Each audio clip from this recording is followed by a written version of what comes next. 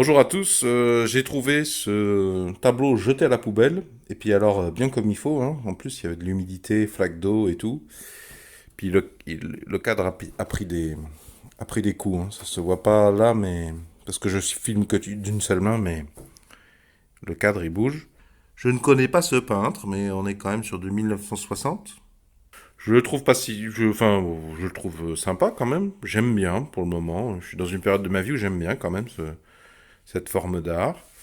Ça me faisait mal au cœur de le voir jeter à la poubelle, entouré en plus d'autres objets encombrants, qui risquaient de le casser définitivement d'une seconde à l'autre.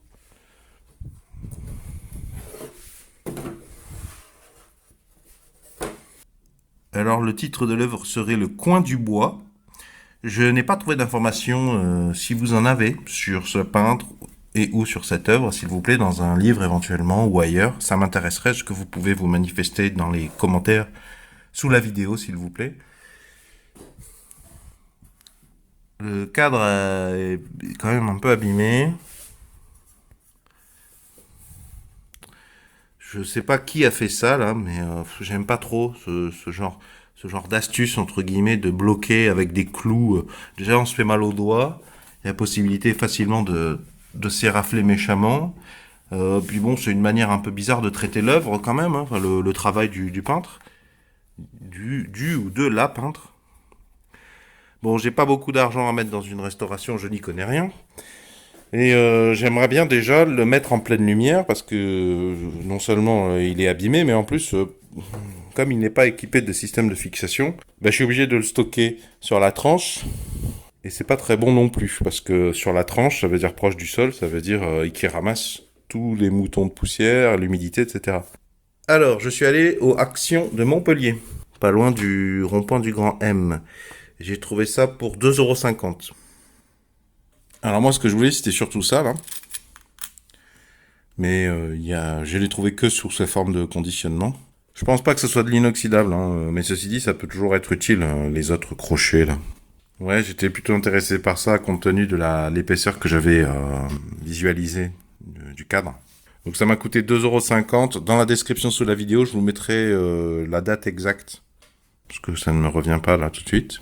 Alors, d'après mon maître de chantier, 82,5, ce qui voudrait dire 41,25, 41,25, 41,5, 41,25.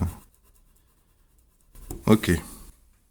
Alors faites attention, je ne les avais pas vus au premier regard, mais il y a des petits clous adaptés, hein, comme celui-là. Ils sont mélangés néanmoins.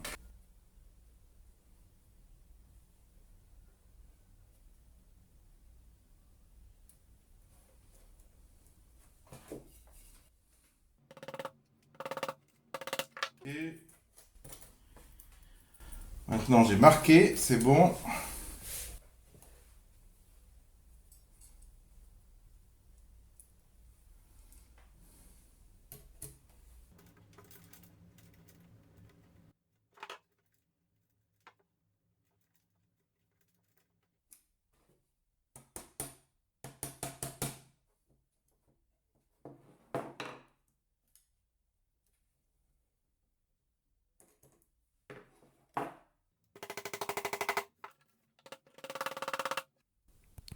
Avant de faire ça, il faut que vous vérifiez que votre œuvre d'art ne va pas souffrir de la friction avec le support. Moi, dans mon cas, non, hein, ça se touche pas. Mais dans certains cas, il vaudrait mieux mettre une serviette de bain dessous, par exemple. Donc du coup, là, ça ne ressort pas de l'autre côté. Les clous devraient être invisibles. J'aurais dû le mettre un peu plus par là, je pense. De manière à ce que ça, la charnière, en fait, ne soit pas trop gênée. De manière à ce que le tableau colle un peu plus au mur. Si c'est les faire chercher, en tout cas. Voilà ce qui m'inquiète un peu, c'est que je sais pas ce qui se passe, mais le cadre a l'air quand même d'avoir souffert. Les angles droits ont l'air de plus du tout être droits. Bon, à terme, j'aimerais bien améliorer les choses, faire sauter ces clous là, trouver autre chose, quelque chose de plus correct. Pour le moment, je m'arrête là parce que je n'y connais rien, il faudrait que je me renseigne. Bon, voilà ce que ça donne. Je sais pas si vous le voyez à l'écran, mais en vrai, nous voyons très bien que ce bout du cadre là est arrondi sous le poids. C'est pas très beau. Alors là, je l'ai mis très très vulgairement. sur un énorme crochet, c'est pas, a priori, c'est pas du tout adapté, hein. Mais déjà, je suis pas sûr qu'il va rester là. Et puis, il faut que je vois, il faut que je discute avec les autorités compétentes de où est-ce que ça va aller et comment ça va être fixé et sur quel pan de mur. Les autorités compétentes étant ma compagne. Mais là, au moins, il prend plus la poussière et il sèche. Et puis, ce cadre aussi, là, le coup de peinture, ça va pas du tout. Je sais pas encore ce qu'on va faire. Je vous tiendrai informé du vieillissement de cette fixation pas chère de chez Action. Notamment dans la description sous la vidéo, je vous mettrai la date à laquelle j'ai fait cette opération et je vous invite à prendre connaissance des remarques que j'y ai mises a posteriori sur le temps long. Si ça va pas, je le marquerai. Si ça tient très bien, je le marquerai également. Vous voyez, les clous sont invisibles, hein.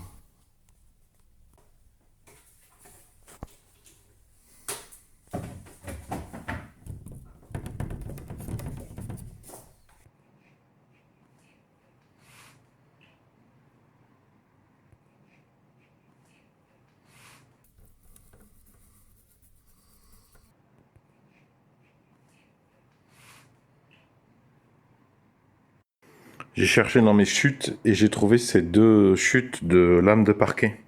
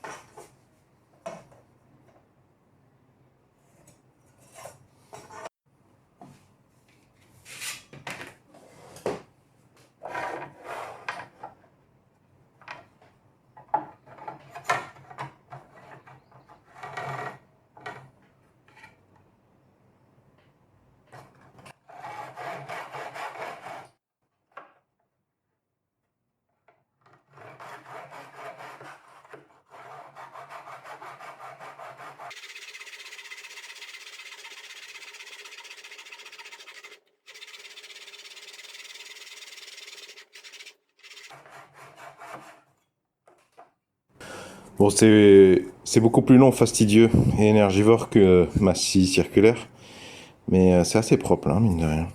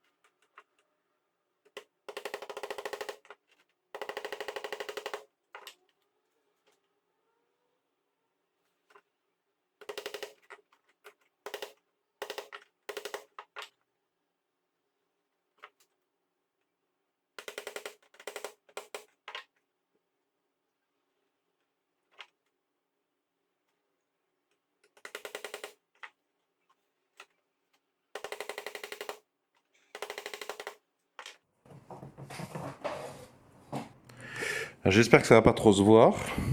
Le but du jeu, c'était d'essayer de venir à ras pour pas que les chutes, là, les lames de parquet se voient une fois que le tableau est plaqué sur le mur. Après, ça forcera une petite épaisseur entre le derrière du plateau et le mur, ce qui est pas mal au niveau aération, empêcher l'humidité, j'imagine, d'abîmer le tableau. Mais en tout cas, nous avons perdu l'affaissement du tableau sous son propre poids, je pense. Peut-être même que j'ai le problème un peu inverse là maintenant, je sais pas, je me rends pas bien compte. Après, ce panneau là, qui a été découpé, il m'a pas l'air droit, hein. Je vous conseille de ne même pas perdre une seule fois à essayer avec vos doigts. Ça, c'est un des grands, hein. Il est 2 fois plus grand que ceux que j'ai utilisés. Je vous conseille de vous munir impérativement d'un équivalent ou de ce genre de petite pince fine là. Vous venez présenter vraiment la tête à fleur, vous tapez, ça s'enfonce. Bon, au bout d'un moment, vous décalez en fait tout simplement, mais vous restez toujours à fleur jusqu'à ce que vous vous sentiez de finir sans la pince. Je trouve ça beaucoup mieux, beaucoup plus rassurant. Ça me faisait vraiment de la peine de le voir s'affaisser sur lui-même. Je ne sais pas si en bas là ou en haut, je ne vois pas vraiment de courbe dans le sens inverse, comme ça, ni comme ça. Peut-être que je m'en rendrai compte avec le temps. Mais de toute façon, ça va encore travailler, ça va encore prendre du jeu. Les lames en plus que j'ai mises, c'est des matériaux très mous. Ça va certainement bouger, ça va certainement se détendre. En tout cas, j'espère que ça pourra vous être utile à donner une seconde vie à ce genre d'œuvre. J'espère que ces images pourront vous aider dans votre réparation. Si vous avez apprécié ma démarche, pouvez-vous mettre un pouce vers le haut, s'il vous plaît, pouvez-vous mettre un j'aime. Comme d'habitude, dans la description sous la vidéo, je vous ai mise la liste complète de ce dont j'ai eu besoin ou des choses que j'ai montrées dans la vidéo, à savoir les outils et les consommables. Je vous mets les références, ça permet de montrer aux profanes déjà le nom des choses, ça permet d'avoir une idée des prix corrects également. Je vous ai mis tout ça dans la description sous la vidéo si vous avez besoin d'informations complémentaires. Pour celles et ceux qui veulent vraiment me soutenir efficacement, pouvez-vous s'il vous plaît laisser de temps en temps une publicité vidéo skippable s'écouler entièrement sur la chaîne, c'est-à-dire ne pas la skipper au bout de 5 secondes, vous pouvez ne pas la regarder, vous pouvez couper le son, je comprends tout à fait, mais c'est ainsi que nous sommes rétribués, nous les producteurs de vidéos, et ça marche pour les autres producteurs de vidéos dont vous appréciez le contenu sur YouTube. D'avance, merci en particulier à celles et ceux qui feront cet effort de temps en temps, laisser une publicité vidéo s'écouler entièrement. Si le sujet de réparer les objets du quotidien vous touche, vous intéresse, eh bien je vous invite à cliquer sur le rond qui va s'afficher ici dans quelques secondes au motif que ça vous abonne gratuitement à la présente chaîne YouTube et que réparer les objets du quotidien, c'est la thématique la plus importante de Solutions et Débrouilles. Quant au rectangle, si vous cliquez dessus, ça vous emmènera vers tous mes autres épisodes de réparation d'objets du quotidien. Il y a pas mal d'électroménager et d'électronique, mais pas que.